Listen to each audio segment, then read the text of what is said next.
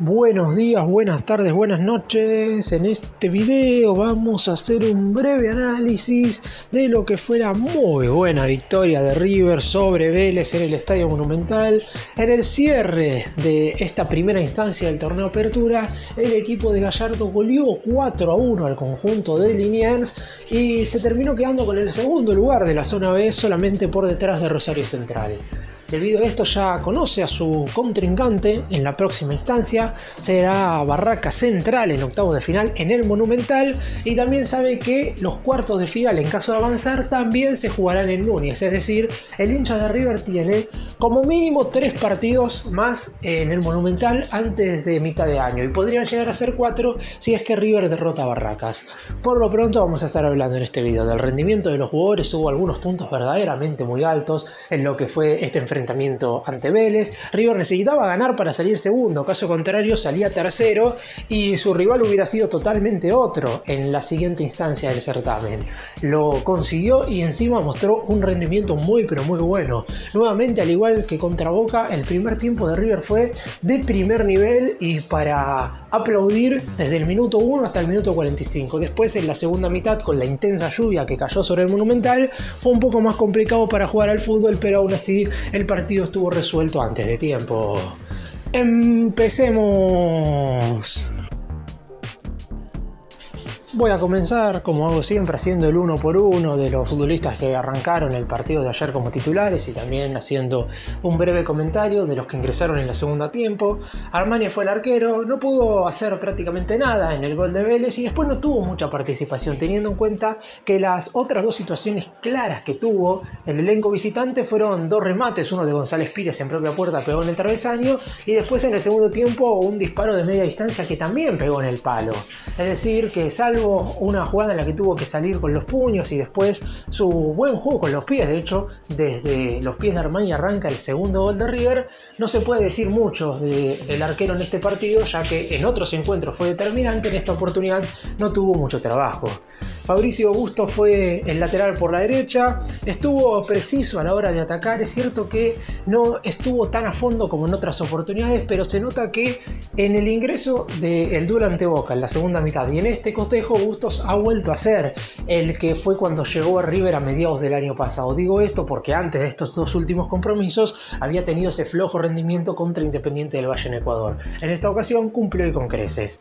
La pareja de centrales, Germán Pesela y Leandro González Pires, en algunas oportunidades bien, en otras mal. Dudaron mucho en ciertos momentos del partido. Es verdad que tampoco es que tuvieron un rendimiento flojo, ni mucho menos, porque ganaron y perdieron con los atacantes del equipo de Liniers. En el caso de Pires casi se mete un gol en contra. No tuvieron problemas a la hora de salir por abajo. Eso es positivo, teniendo en cuenta que en el segundo tiempo el campo de juego estaba anegado por el agua. Si bien el balón siempre corrió bien porque River tiene un césped de primer nivel mundial, podría llegar a haber algún inconveniente. Creo yo que no terminaron destacándose por encima del resto, pero terminaron teniendo un aceptable compromiso. Milton Casco fue el lateral por izquierda, en ataque muy pero muy bien, sobre todo lo que hace en el primer gol fue verdaderamente sensacional.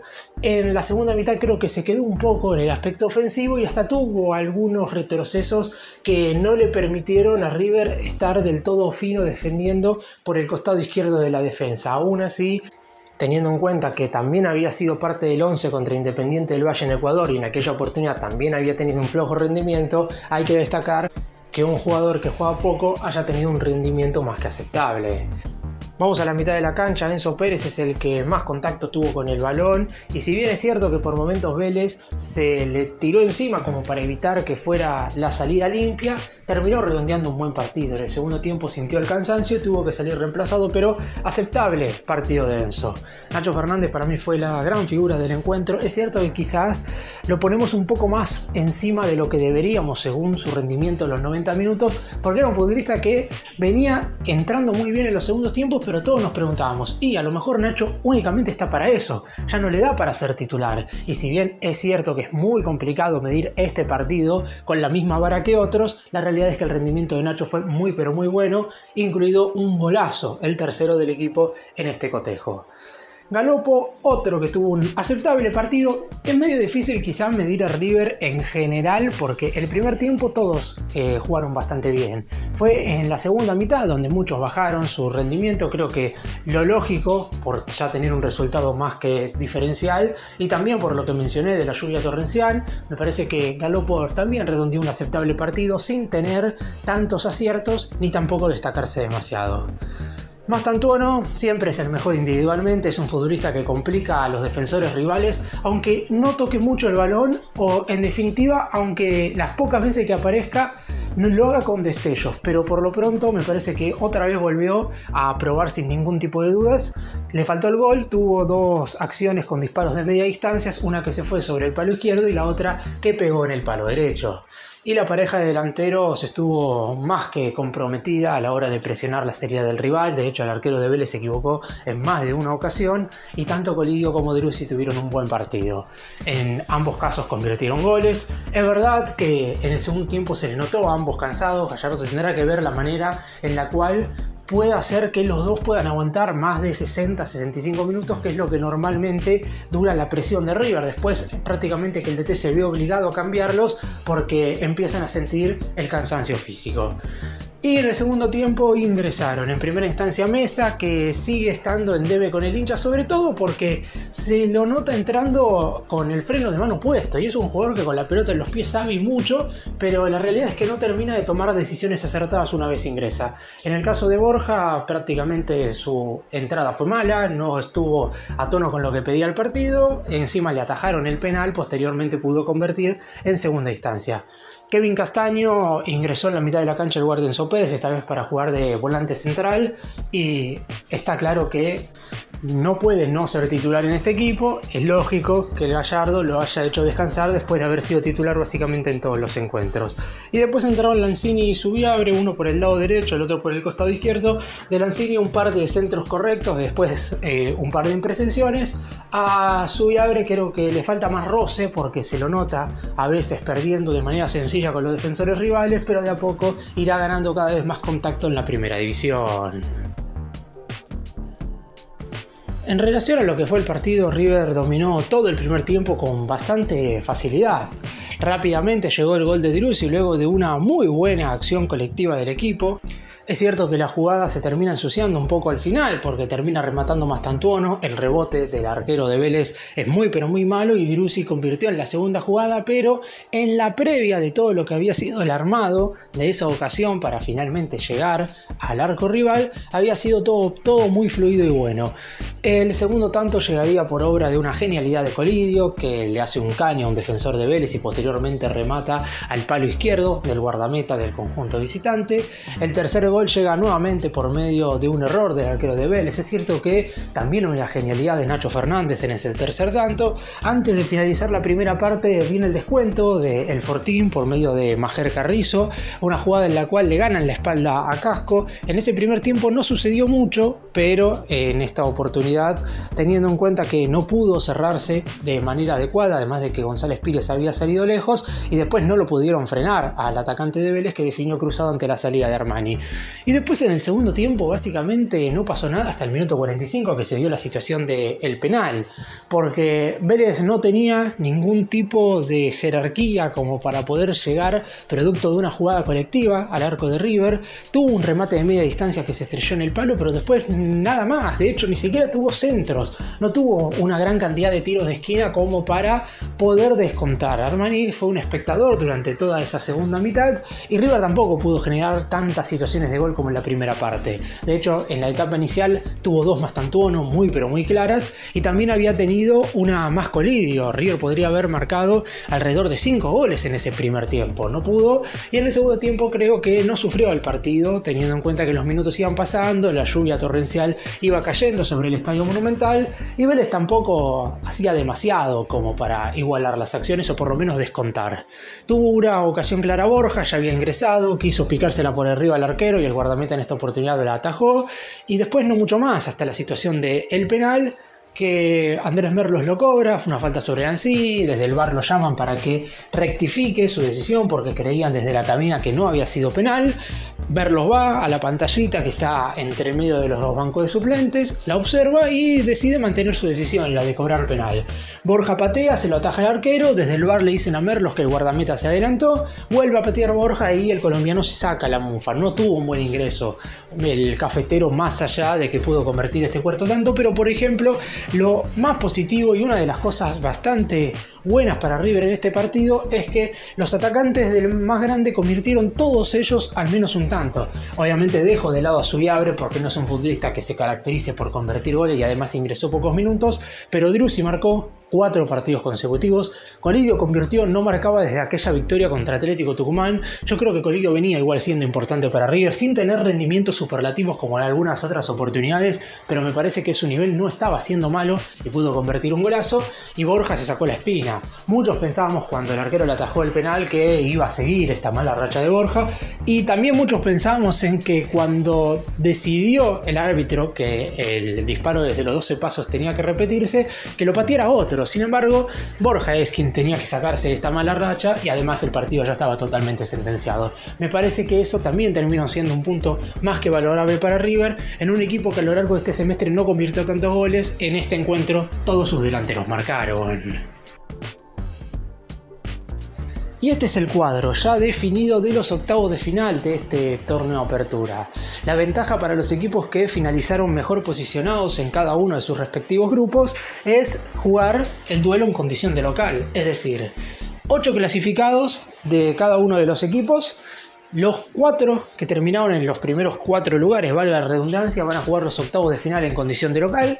River, por haber salido segundo, también tiene asegurado, en caso de avanzar, jugar los cuartos de final en condición de local. Y en semifinales, si es que alcanza esa instancia, debe previamente superar 2 partidos. Solamente jugaría de visitantes y juega con el primero de la otra zona, que fue Argentinos Juniors. Después, contra el resto de los equipos, River va a jugar en condición de local. En la final, obviamente, por ser un partido único, se va a estar disputando en terreno neutral y el duelo se jugaría en el Estadio Madre de Ciudades de Santiago del Estero. Ya está confirmado, pero puede llegar a haber alguna modificación teniendo en cuenta algunas cuestiones que todavía no están 100% definidas. Repaso rápidamente el cuadro de este torneo Apertura. Recordemos, repito, River quedó segundo detrás de Rosario Central, el Millonario hizo 31 puntos y además está cuarto en la tabla anual por detrás del equipo rosarino, Argentinos Juniors y Boca. Es decir, que en caso de no salir campeón durante este año, está bien posicionado como para luchar por un lugar en la Copa Libertadores del 2026 por medio de la tabla general. Hago hincapié en esto porque el año pasado River no salió campeón de ninguno de los 2 torneos de la Copa Argentina ni de la Libertadores y que clasificó a la Copa que se está disputando en este momento por medio de la tabla anual. Los octavos de final quedan diagramados de la siguiente manera. Lado izquierdo del cuadro, Argentinos Juniors, que fue primero de la zona A, enfrentará a Instituto, que ha sido octavo de la zona B, el grupo de River. El ganador de esa llave se estará enfrentando al vencedor del partido entre San Lorenzo y Tigre. Será el equipo de Boedo, local en este cotejo. San Lorenzo fue el cuarto de la zona B del grupo de River. Tigre fue el quinto del grupo A. Después, posteriormente, tenemos justamente el lado del cuadro de River, la parte baja inferior izquierda de la llave. Racing, que salió tercero en la zona A, se enfrentará a Platense, que salió sexto en el grupo B, y el vencedor de esa llave podría llegar a verse las caras con River, que salió segundo de la zona B y se enfrentará a Barracas, séptimo de la zona A. Es decir, del lado izquierdo del cuadro, River juega local octavos de final, si avanza local en cuartos de final, ya sea con Racing o Platense, y jugaría de local en semifinales contra Instituto, San Lorenzo o Tigre. Si es Argentinos, el equipo que alcanza esa instancia, River jugará las semifinales en la Paternal. Del otro lado del cuadro tenemos a Rosario Central, primero del grupo B, enfrentándose a Estudiantes, octavo de la zona A. El ganador de ese partido se enfrentará al vencedor del duelo entre Huracán, que fue cuarto de la zona A, contra Riestra, quinto de la zona B. Y por el lado derecho inferior del cuadro tenemos a Boca, segundo de la zona A, contra Lanús, séptimo del grupo B. cuyo vencedor se enfrentará al ganador del partido entre Independiente, tercero del grupo B, versus Independiente Rivadavia de Mendoza, sexto de la zona A. Para cerrar y contar un poco lo que viene en el mundo River, no solamente en lo que respecta al torneo Apertura, porque se viene una posible modificación de fechas. River le hizo un pedido a la AFA para no jugar el próximo fin de semana el duelo contra Barracas, sino que lo va a hacer el próximo lunes.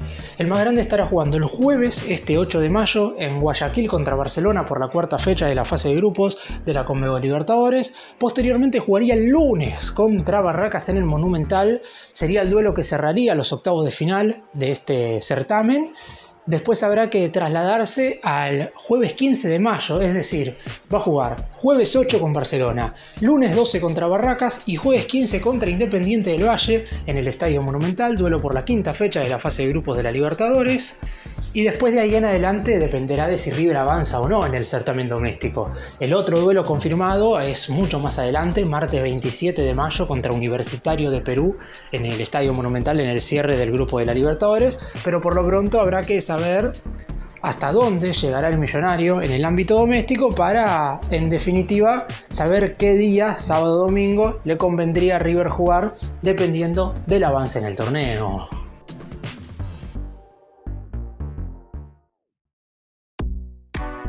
Gracias por mirarnos, suscríbanse, nos vemos en el próximo video.